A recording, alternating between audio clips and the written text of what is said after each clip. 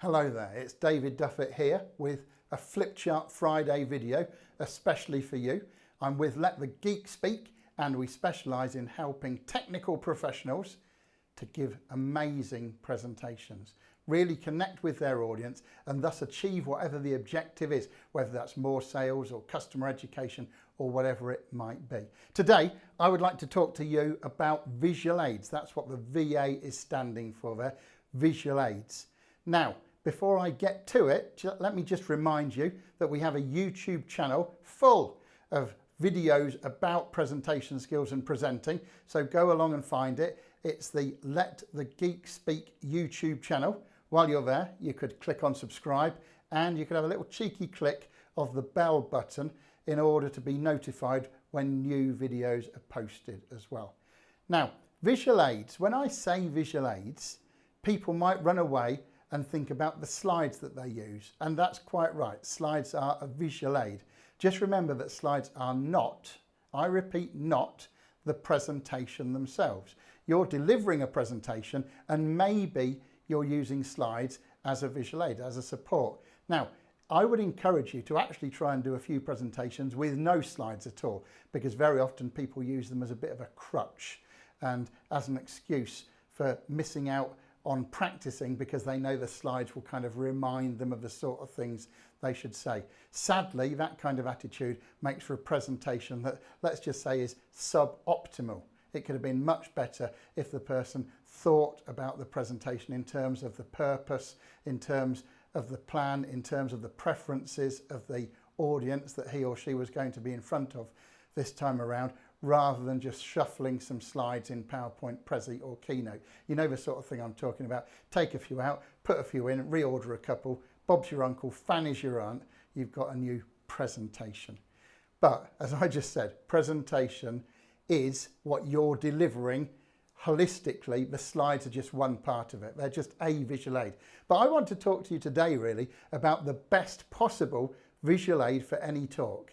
And so regardless of what you're talking about, the best visual aid will always be, if possible, the real thing.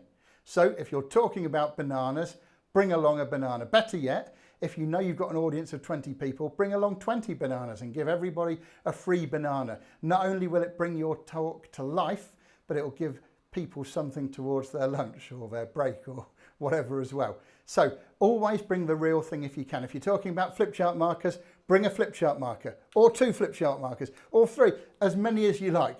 Bring real things along for your visual aids. Now, I know what you're thinking. You're thinking, hang on a minute, the real thing might be too big or too small.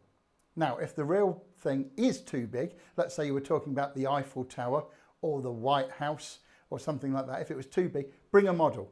Bring a little 3-dimensional model that you can hand round to your audience. They can take a look at it because it will bring it to life for them. If the thing is too small, maybe it's a bit microscopic, or maybe there's some details that you want to amplify, then bring a scaled up model. Bring a model that people can get their hands on.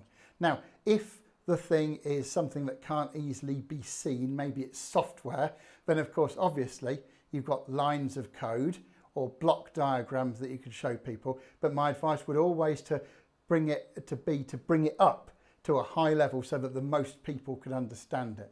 Now, I want to give you some very practical advice about when you've got the real thing, whether it's a model of the real thing or the actual real thing with you, and you're going to hand it around. And I'm actually going to draw on some experience from real life here when I was a training manager in a telecoms company. I've actually been a training manager in a number of telecoms companies, and this particular one manufactured things that we called then, back in those days, in the late 1990s, early 2000s, we called them CT cards, computer telephony cards.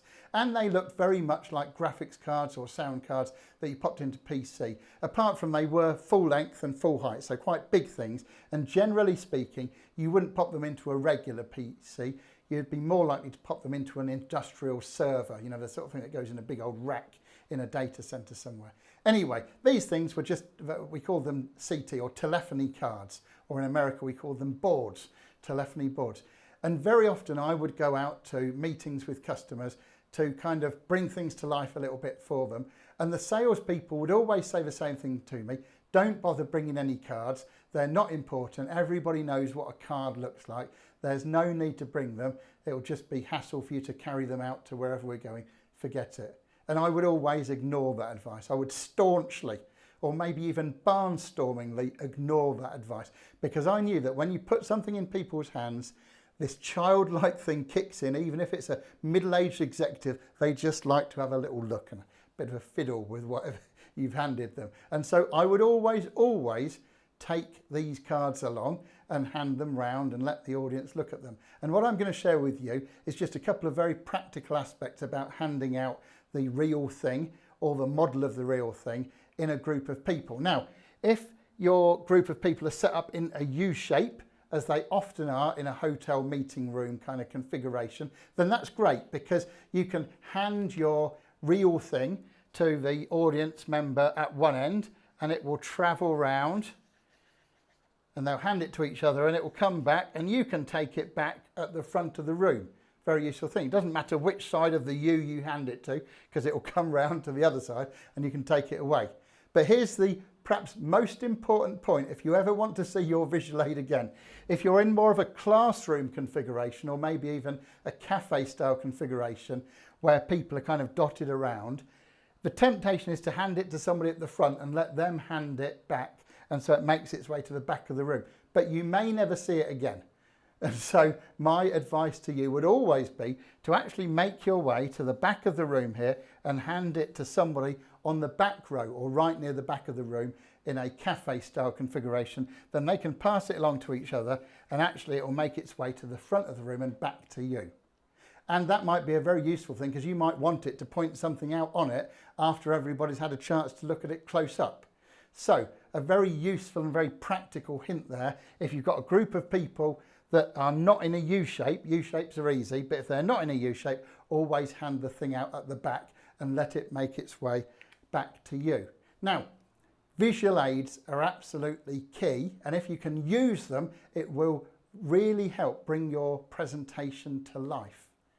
This is just a very simple hint or tip that I'm giving you today, but as with so many simple hints and tips, is very, very powerful indeed. So it's been great explaining to you why visual aids are important, great talking to you about some of my own experience with visual aids, but it will be great for you when you use visual aids to bring your presentation to life, and thus reap all the rewards of being a geek that can speak. Thank you very much for your time and your attention, and I'll see you next time around.